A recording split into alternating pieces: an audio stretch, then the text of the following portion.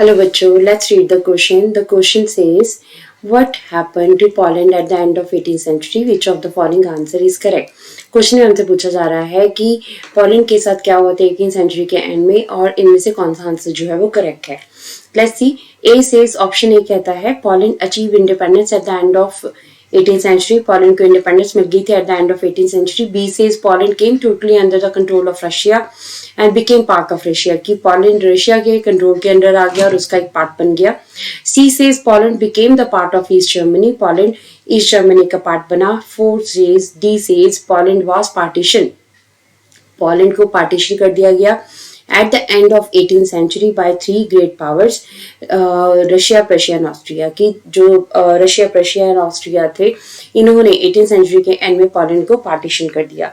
तो हम अगर की कॉन्सेप्ट की बात करें तो we are having the key concept. किस की कॉन्सेप्ट को देखें तो treaty of Vienna. Treaty of Vienna 1815 में हुई थी. उससे ही पोलैंड को जो है पोलैंड की जो सिचुएशन है उसमें चेंज आया था. So with the Treaty of Vienna, the areas which were captured by Napoleon ने जो areas capture किए थे वियना कांग्रेस से क्या हुआ, they were divided into Russia, Prussia, Britain and Austria. वो सारे areas जो है Russia, Prussia, Britain and Austria ने आपस में डिवाइड कर लिए.